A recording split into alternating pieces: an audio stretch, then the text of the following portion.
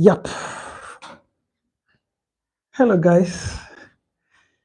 It is great to be with you today. My name is Christmaths, your regular host on the Chris EKHATOR Mindset Academy. Of course, in the show, all the time in the academy, we talk about real estate and education. Today, let us quickly look at life in Nigeria versus life in Ghana. Life in Nigeria and life in Ghana. I am a Nigerian. EKHATOR is obviously not a Ghanaian name, and Osaze is obviously not a Ghanaian name. There is no tribe in Ghana, in any of the regions in Ghana, that bears the name EKHATOR Osaze. Of course, there are a lot of people that bears the name Christian or Chris in Ghana. So, I'm a Nigerian living in Nigeria, and I would like to share my experience living in Nigeria. I grew up in Nigeria. I was born and I was bred in Nigeria. Of course, I've been to Ghana several times. But a Nigerian living in Nigeria is a totally different experience. The experience of living in Nigeria has a lot to do with a lot of struggles. Life in Nigeria is fast-paced, depending on the part of Nigeria where you live. The way life is lived in the north, east, west, and south of Nigeria is not the same. But I actually live in Lagos State. Lagos State, life in Lagos is the fastest of any of its kind anywhere in Nigeria. Life in Nigeria can be very challenging. Of course, it can also be equally rewarding because of the economic size of Nigeria. Nigeria's economy is the biggest anywhere in Africa. So, but Nigeria, because of perhaps corruption that is obvious to the rest of the world, bad leadership, bad governance, bad attitude, and I would rather also as well say self-centeredness of a lot of Nigerians because of the hardship in Nigeria. Since independence, Nigeria have really not found it easy. Life has always been a struggle. I was born in the 70s. I was born in 71. I'm 53 years old at the moment. And for 5 decades, I would say I have seen what you can consider to be the nakedness of Nigeria. Living in Nigeria is a mixed bag of feelings. Sometimes sweet, sometimes bitter, sometimes salty, sometimes in between. But for most parts of living in Nigeria, you are on your own. You are on your own. If you are living in Nigeria, you are on your own. That is my experience. That may not be the experience of everybody in Nigeria, you know? But for somebody who lives in the South, we are on our own. We are on our own. So there's one question that normally comes to mind in Nigeria, and that has to do with the challenges that people that live in Nigeria has to contend with.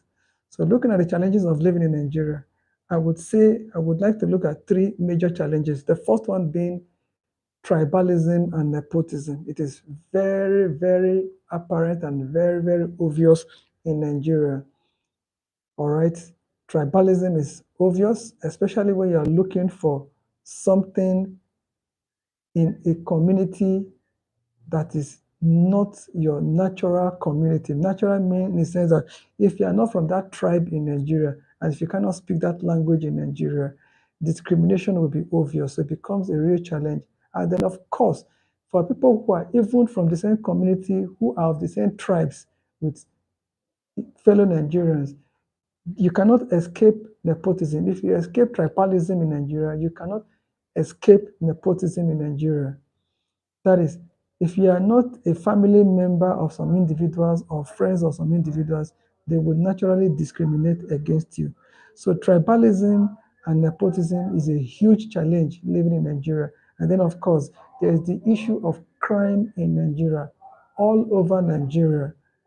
The nature of crime in the 70s, 80s, 90s, and 20s is not the same as we have in 2010 down to 2020 something. Right now we're in 2024. So the nature of crime has changed. In the 70s, in the 80s, and in the 90s, there was nothing like cyber crime. But right now in Nigeria, there is the problem of cyber crime. In the 70s and 80s, there were issues of courtism and all manner, all sorts. But right now in Nigeria, the crime has taken a new dimension. There is huge economic crime and there's huge financial crime that even the government have to institute an agency, a commission called Economic and Financial, you know, uh, Commission, Economic and Financial Crime Commission, you know, to look into economic crime, look into financial crimes, all right, and kidnapping, adoption, almost on a daily. Students, old people, young people, bank executives, traditional chiefs, imams, church leaders, nobody, everybody is exposed, you know, to kidnapping as a crime in Nigeria. So, but then government is trying. I know for a fact that the police is trying. Okay, I give it to them. They are trying with the number of policemen that we have to police over 200 million people. Come on, you need at least 10 million policemen to effectively police a nation of this size in terms of geographical size and in terms of um, geographical size and population. We need more police. We need more police. We need more police. You know, we need more policing in Nigeria. Okay, even though Nigeria is not a police state, but we need more policing in Nigeria to be able to arrest crime before they happen. Okay, and effectively deal with them when they do happen. And then swift and fast judgment for those who are convicted of crimes. Then, of course, you also have another challenge in Nigeria, apart from tribalism, nepotism, and crime in Nigeria. The other challenges to living, the other challenge to living in Nigeria is the challenge of lack of job opportunities. We need a lot of entrepreneurs. We need creative people. We need entrepreneurs with strong imagination and strong creativity, because the problem of Nigeria right now has gone beyond politics. The problem of Nigeria right now require imaginative solutions and creative solutions. Our leaders need to be imaginative and our leaders need to be very creative, because with the unemployment ratio in Nigeria is in double digits. Unemployment ratio in Nigeria is very high. Who can cope with a double digit unemployment? Nobody can. With our population, come on, we need a lot of entrepreneurs. We need a lot of entrepreneurs to solve the issue of lack of jobs. And then we need a lot of policemen, a lot of Nigerians to go into the police force to deal with the issue of crime. And then, of course, with the right mindset, you know, Nigeria is big enough to accommodate all the tribes in Nigeria. Nigeria is big enough to accommodate everyone, okay? Hausa, Igbo, Yoruba, and other tribes.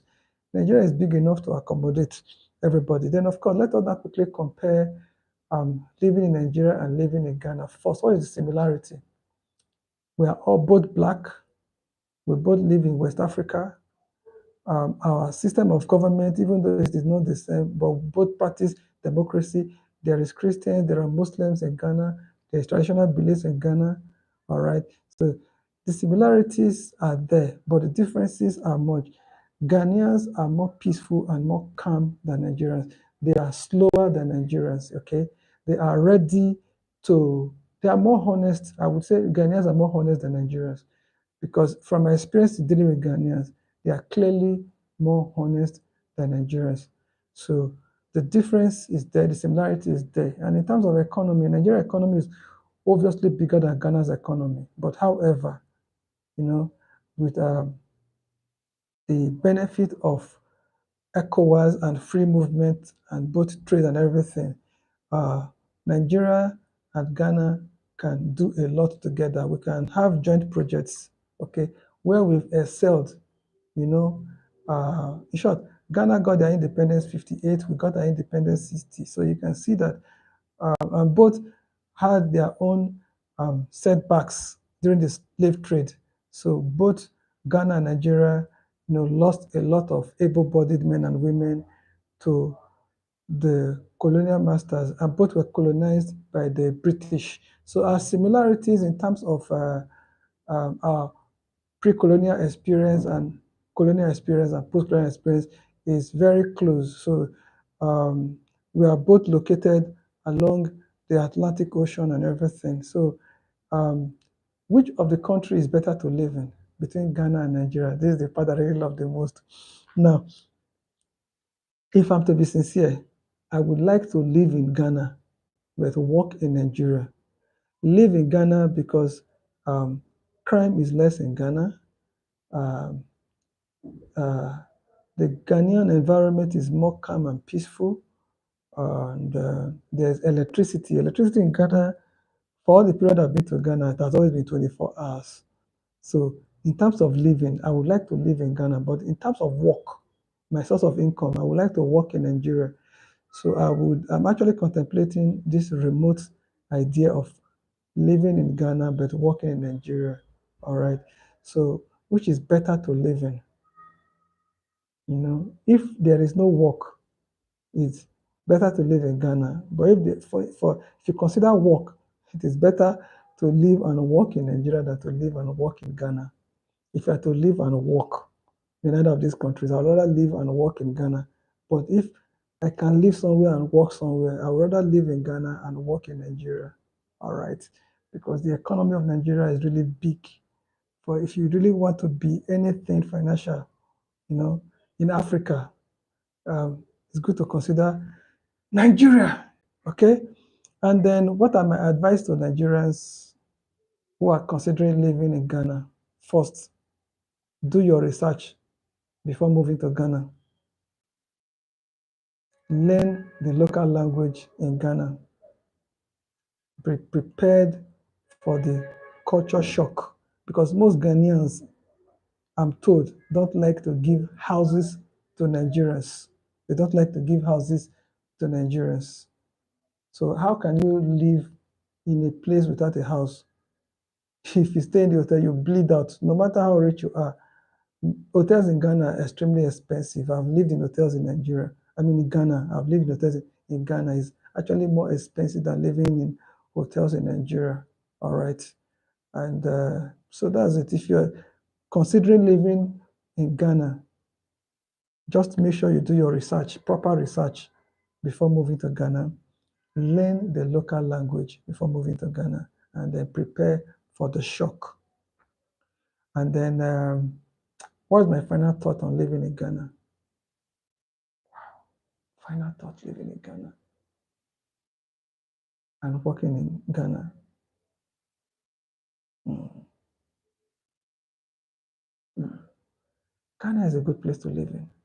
If you consider crime, you consider electricity, and then the fact that you will not deal with tribalism or nepotism, but you may deal with xenophobia. Ghanaians may be scared of Nigerians and co. It's hard to answer, but Ghana is a really good place to live in, especially Accra. I would like to live in Accra. I would like to explore the Ghana cuisine, the food, the clothes, the fine YouTubers that live in Ghana. And then, do I have any advice for Nigerians considering living in Ghana? Yeah, my advice is do your research, learn a local language or two local languages in Ghana, and then prepare for the shock. My name is EKHATO'S. I hope you have learned something about life in Nigeria. Like I said, life in Nigeria is sweet. Life in Nigeria is bitter, and life in Nigeria can be salty. It's a mixed bag of feelings, but Nigeria is a great place to live in.